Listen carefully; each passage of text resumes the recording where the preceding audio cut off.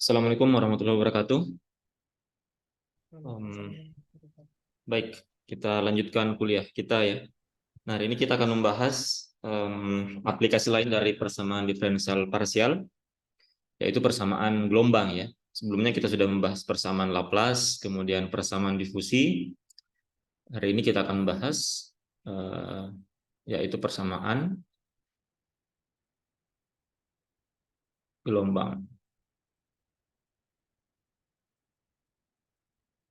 Nah, bentuk persamaannya itu dasarnya sama dengan persamaan difusi ya. Jadi dasarnya adalah persamaan Laplace. Hanya saja ruas kanannya itu tidak sama dengan 0 ya. Kalau di persamaan difusi, ruas kanannya itu merupakan turunan orde pertama terhadap waktu. Nah, di persamaan gelombang itu turunan orde kedua terhadap waktu ya. Jadi bentuk umumnya kalau kita tuliskan yaitu bentuknya seperti ini ya, nabla kuadrat psi sama dengan 1/nu kuadrat do kuadrat psi do t kuadrat ya. Nah, biasanya kalau di persamaan gelombang kita gunakan fungsinya itu adalah psi ya. Tapi boleh juga u sebagaimana di persamaan difusi dan persamaan Laplace ya. Di mana psi ini tentunya merupakan fungsi ruang dan waktu ya. Ruangnya boleh 3 dimensi, x, y, z, boleh juga 2 dimensi, 1 dimensi ya, tergantung dari kasus yang kita ingin pecahkan. Kemudian nu di sini itu merupakan kalau kalian ingat di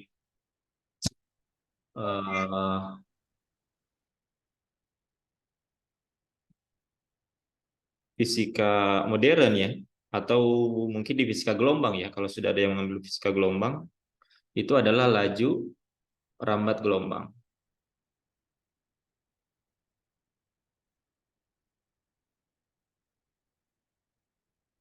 Nah, metode yang kita gunakan juga sama dengan dua persamaan sebelumnya, yaitu dengan metode pemisahan variabel ya. Jadi psi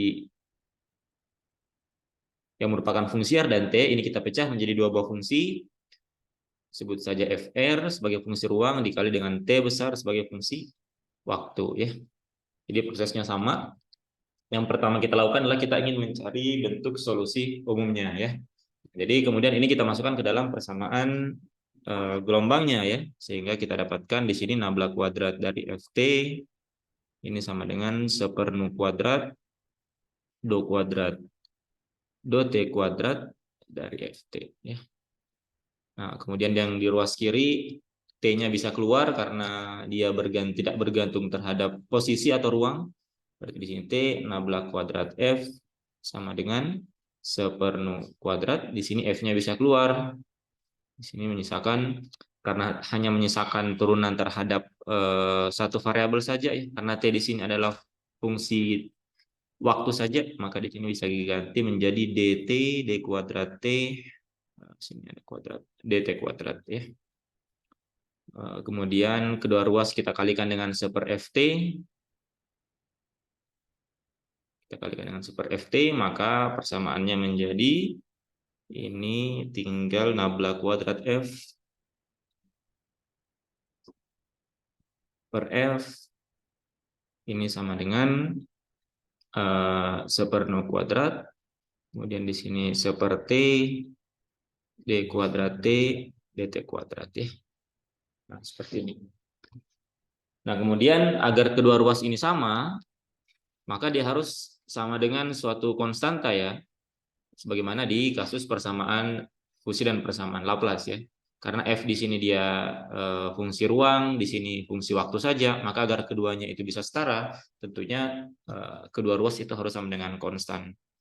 Nah, kita kembali mengambil ini sama dengan minus K kuadrat ya, konstanta sembarang saja ya.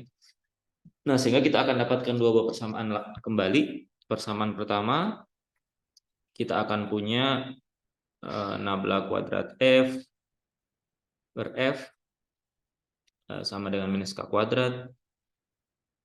Atau ini akan menjadi F-nya dikalikan ke ruas kanan, kemudian dipindahkan ke ruas kiri. Kita dapatkan kembali persamaan Helmholtz ya. Nabla kuadrat F ditambah K kuadrat F ini sama dengan 0. Ini persamaan yang pertama. Kemudian yang kedua, kita punya ini. Udah.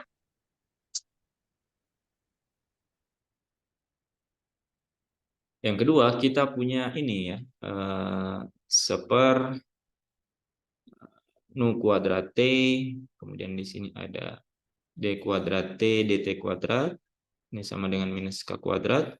Ini pindah ke ruas kanan, kita akan dapatkan, kemudian setelah dipindahkan, ini dikalikan ke ruas kanan, kemudian dipindahkan kembali ke ruas kiri, kita dapatkan persamaannya menjadi D kuadrat T per DT kuadrat, ditambah, nah K kuadrat dikali V kuadrat, biasanya di gelombang itu kita nyatakan dalam omega ya, omega kuadrat T sama dengan 0 ya, di mana omega di sini adalah K dikali dengan V ya. Nah, jadi kita dapat dua buah persamaan diferensial yang harus kita dapatkan,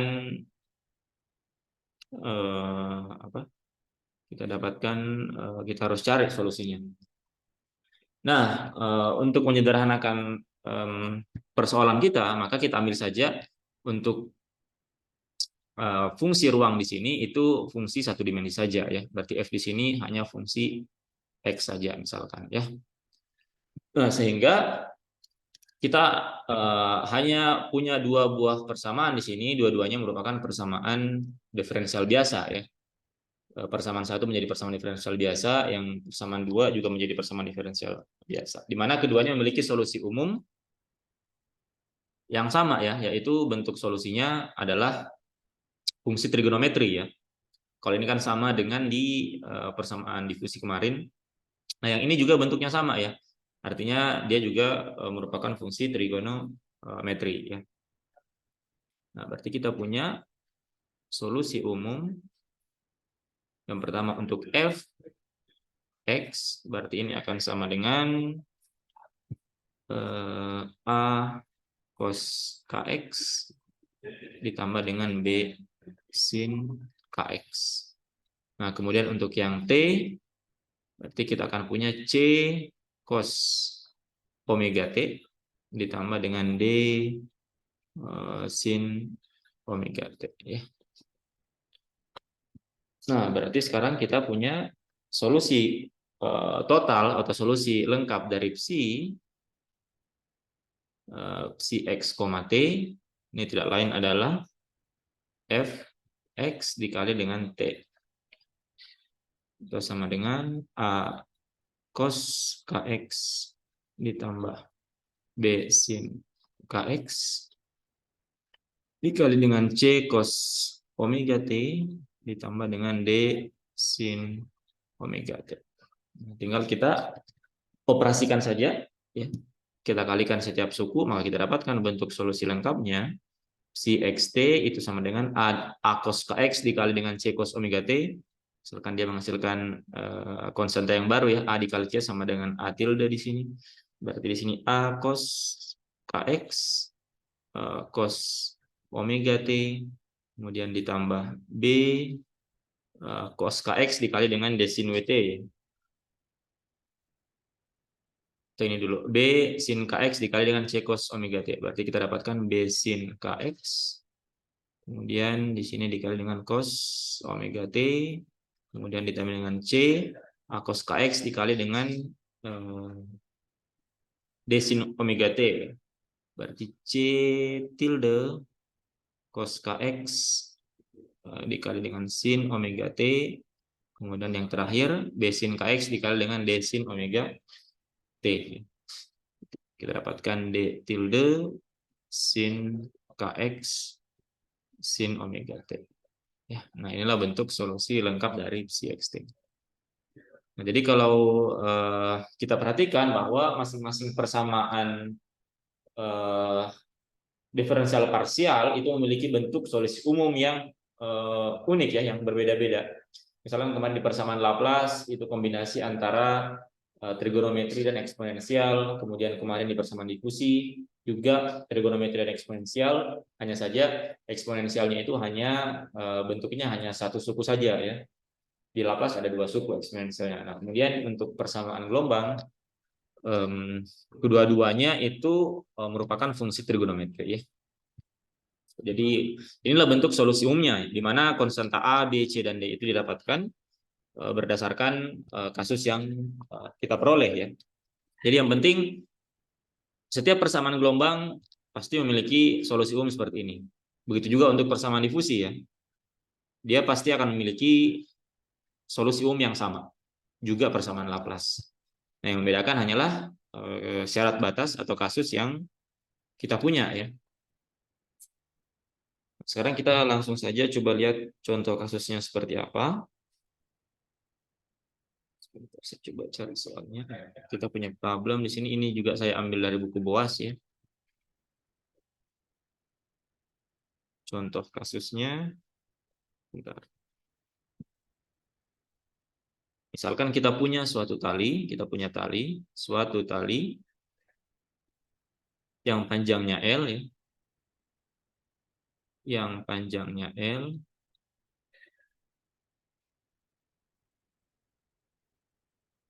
dan kedua ujungnya terikat ya. Dan kedua ujungnya terikat.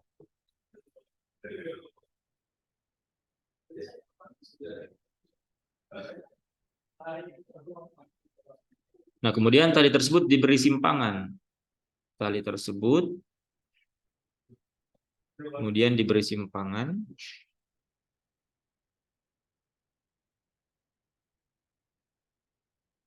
dengan cara menarik bagian tengahnya.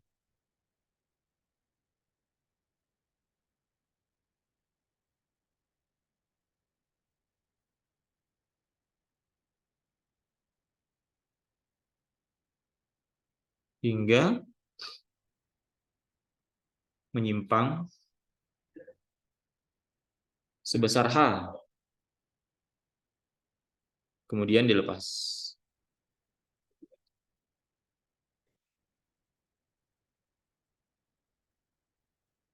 Nah, yang ditanyakan tentukan persamaan simpangan gelombang yang merambat pada tali tersebut.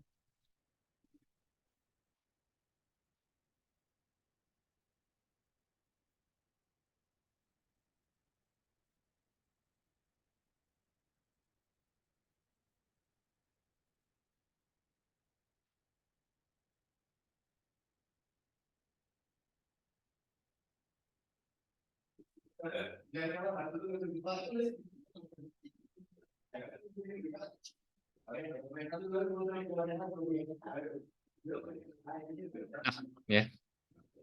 Jadi suatu tali yang panjangnya L, kemudian kedua ujungnya terikat, tali tersebut kemudian diberi simpangan dengan cara menarik bagian tengahnya hingga menyimpang sebesar H, kemudian dilepas ya. Tentukan persamaan simpangan gelombang yang merambat pada tali tersebut ya. Atau kalau kita gambarkan ya, misalkan saya gambarkan di sini. Jadi ada tali itu kita ikat dia ya, misalkan di sini, kemudian di sini, kemudian di sini ada talinya ya di sini. Nah, panjangnya ini di sini kita anggap di sini titik 0, kemudian di sini titik L ya. Nah, kemudian dia ditarik tepat di bagian tengahnya. Jadi kira-kira di sini mungkin ya. Berarti di sini adalah titik L/2 ya. Kemudian dia ditarik ke atas ya. Dia ditarik ke atas. Berarti kira-kira sebentar. Saya beri warna yang lain saja. Nah, kira-kira talinya ditarik ke sini ya. Ditarik tepat di bagian tengahnya seperti ini. Di mana jarak ini itu sebesar H ya. Atau kalau kita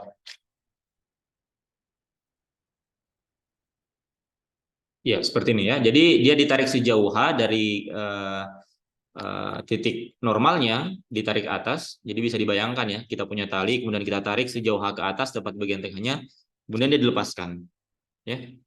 Nah, yang ditanyakan bagaimana persamaan gelombang yang merambat pada tali tersebut. Nah, kita sudah punya bentuk solusi umumnya ya. Jadi bentuk solusi umum persamaan gelombangnya adalah ini. Kemudian untuk menentukan A, B, C, dan D-nya itu tinggal melihat kondisi yang ada pada soalnya ya. Jadi kita yang pertama yang harus kita lakukan adalah tidak kita identifikasi dulu syarat batas yang ada pada soal tersebut ya. Yang pertama kita identifikasi dulu syarat batasnya atau syarat awalnya ya. Syarat batasnya. Nah, yang pertama, syarat batas yang pertama, perhatikan bahwa untuk psi di titik X sama dengan 0 untuk T berapapun ya. Jadi di titik X sama dengan 0 untuk di T berapapun artinya walaupun dia telah dilepaskan ya, maka titik dari si X0 ini dia akan selalu berada di titik 0 ya. Berarti di sini psi-nya akan sama dengan 0 ya. Begitu juga dengan yang di titik L ya. Berarti ketika psi-nya di titik X sama dengan L untuk T berapapun sebelum dilepas ataupun setelah dilepas maka posisinya akan selalu tetap ya. Berarti di sini dia juga akan sama dengan 0 ya. Nah, itu syarat batas pertama dan syarat batas yang kedua. Nah, kemudian syarat batas yang ketiga itu syarat batas pada kecepatannya ya. Kecepatan awal dari kecepatan awal dari si tali ini ya. Jadi ketika dia mulai ditarik ke atas ke H, kecepatan awalnya ketika T-nya sama dengan 0, otomatis dia diam ya. Di sesaat sebelum dilepas tentunya kecepatan awal dari si tali ini itu harus sama dengan 0 ya. Berarti do psi do T ini merujuk kepada kecepatan ya. Pada saat T-nya sama dengan 0 ya, maka ini harus sama dengan 0. Kemudian syarat batas yang keempat, psi ketika X, T-nya itu sama dengan 0, jadi kondisi awal sesaat sebelum ditarik ya, ketika T-nya sama dengan 0, maka psi-nya itu di X berapapun ya, di X manapun, maka dia harus memenuhi posisi dari si tali ini ya, yang membentuk kurva. Jadi kalau kita perhatikan di sini, posisi awal si tali ketika ditarik sejauh H, dia membentuk semacam kurva ya. Dia tidak berupa garis yang berhimpit pada sumbu X ya, tapi dia berbentuk kurva. Sehingga kita bisa nyatakan dia dalam suatu fungsi ya. Maka psi untuk X berapapun pada saat T sama dengan 0 itu sama dengan suatu fungsi yang menggambarkan bentuk kurva yang dibentuk oleh tali tersebut. Ya. Nah, jadi kita punya 4 buah syarat batas ini yang diperoleh dari kondisi yang dipunyai oleh kasus di atas. Nah, barulah kemudian kita masukkan satu persatu syarat batas tersebut ke dalam solusi umum yang kita punya. Nah, kita mulai dari syarat batas yang pertama. Syarat batas yang pertama, psi untuk X sama dengan 0, untuk T berapapun itu harus sama dengan 0. Berarti pada solusi umumnya X-nya semua diganti dengan 0 ya.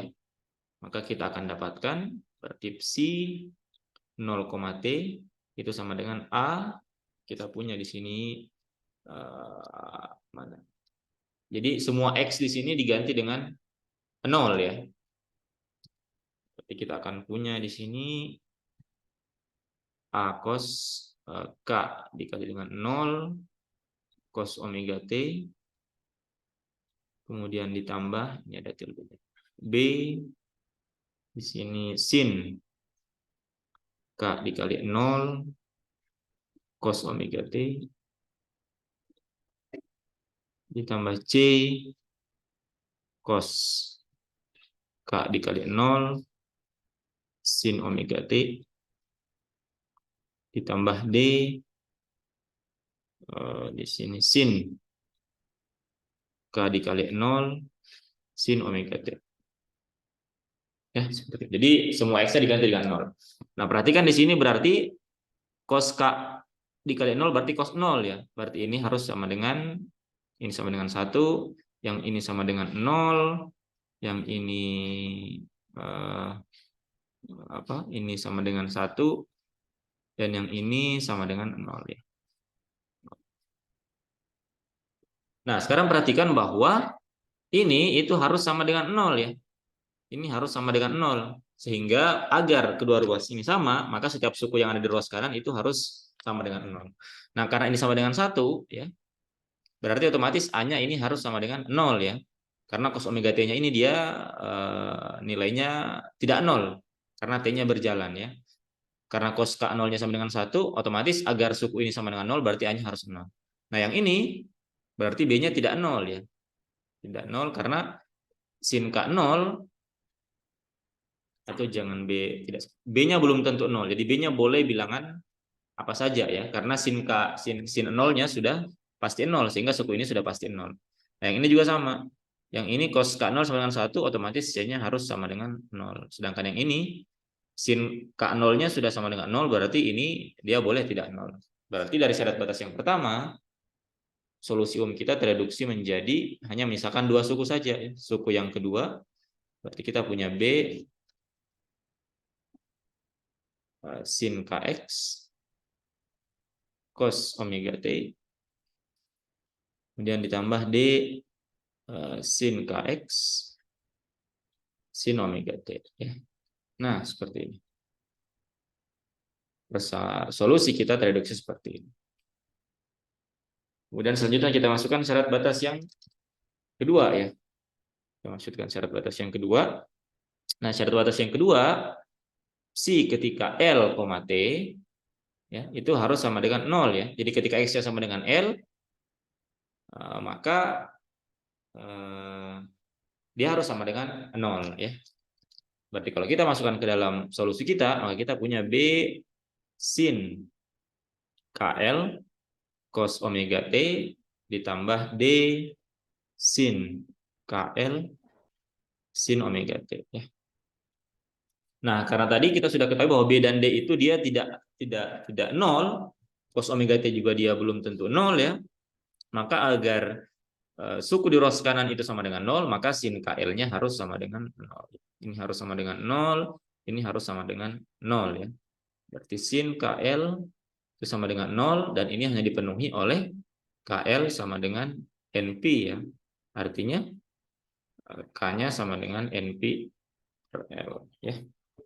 Berarti dari syarat batas yang kedua kita dapatkan nilai dari konstantanya.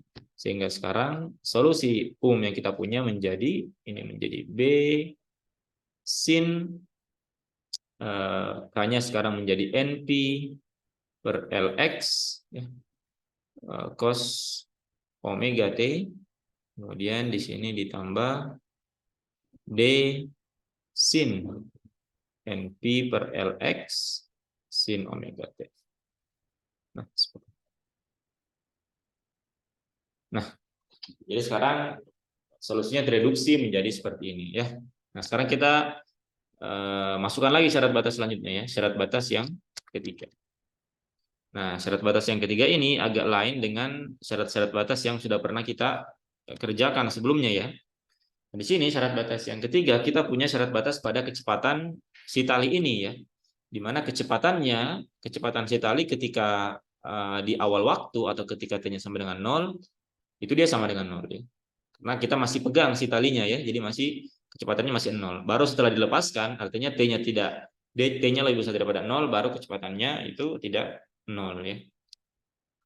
Nah, syarat batas yang ketiga kita punya dopsi dot T pada saat T-nya sama dengan 0 itu harus sama dengan 0.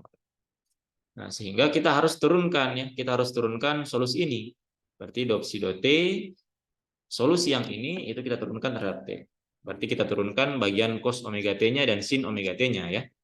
Berarti ini sama dengan ini tetap B sin NP per LX turunan cos omega T itu sama dengan minus omega sin omega T ya.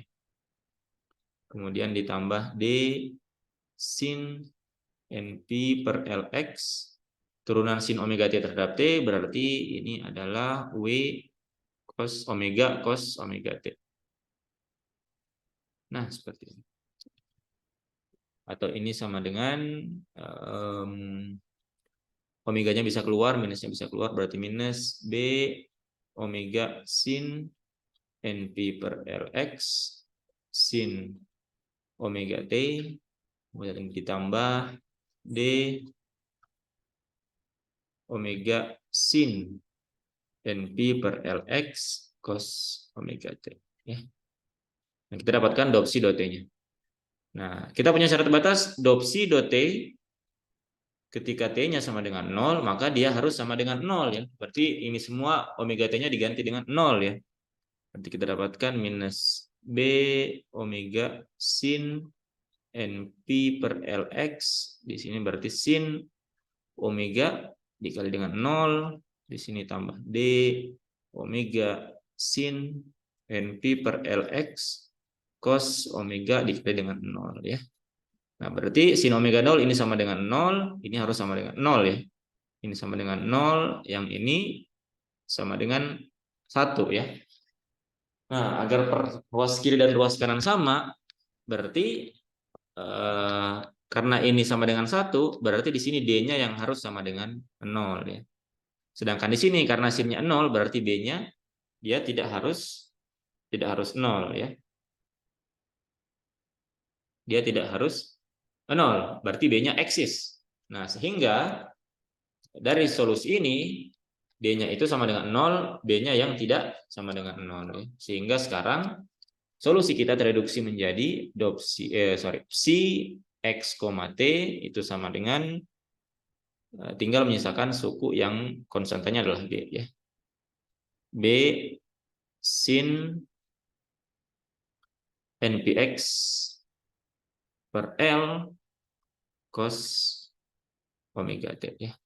Nah, jadi dari solusi umum awal yang pertama kita punya 4 suku dengan memasukkan 3 syarat batas pertama, nah, tereduksi menjadi hanya 1 suku saja seperti ini ya.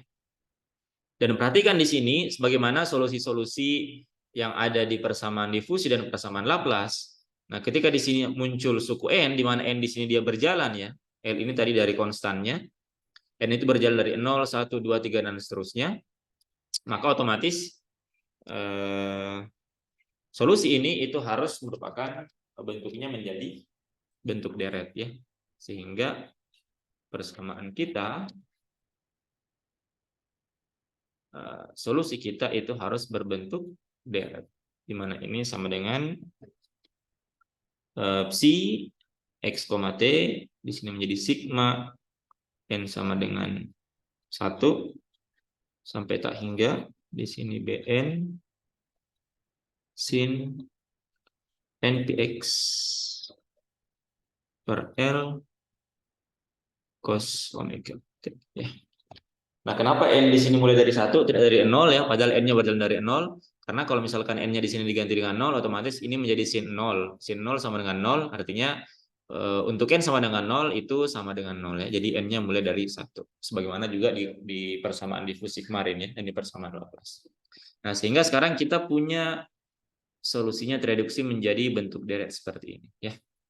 Sekarang tugas kita tinggal mencari nilai Bn-nya dengan memasukkan syarat batas yang keempat ya. Nah, syarat batas yang keempat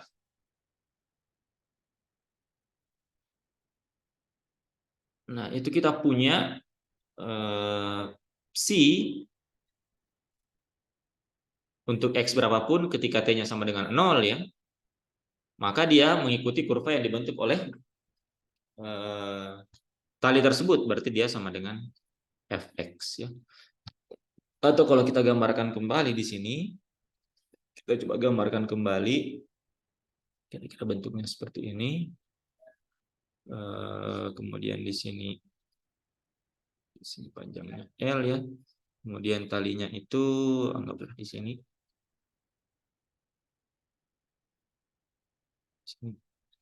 Ini. Nah, di sini itu di sini setinggi H ya. 0, di sini L per 2. Nah, jadi dia ditarik seperti ini ya. Nah, maka fungsi gelombang ketika T-nya sama dengan 0 itu harus mengikuti fungsi fx, di mana fx ini itu dia mewakili kurva yang dibentuk oleh si tali ini ya. Dimana kalau kita lihat di sini ada dua jenis kurva yang saling berlainan ya. Satu yang dari sini dari 0 ke titik L per 2 itu dia naik ke H ya. Kemudian di sini yang kedua dari L per 2 ke L ya. Sehingga kita bisa bagi fx di sini menjadi dua buah fungsi ya. Sebut saja di sini adalah f1x dan ini f2x ya. Nah, f1x dan f2x inilah yang harus kita cari ya, bentuk fungsinya seperti apa. Sehingga nanti setelah kita masukkan ke dalam syarat batasnya, maka nilai fx-nya sudah bisa kita ketahui dan kita bisa cari nilai konstan dari Bn-nya. Jadi yang selanjutnya yang harus kita cari adalah berapa f1x-nya dan berapa f2x-nya. Ya. Baru kemudian nanti ini kita masukkan ke dalam syarat batas yang keempat, kita ganti t-nya sama dengan 0, kemudian kita cari konstanta Bn-nya. Oke, saya kira untuk sesi pertama cukup sampai di sini. Kita istirahat dulu. Nanti silakan masuk kembali ke link yang sama. Ya.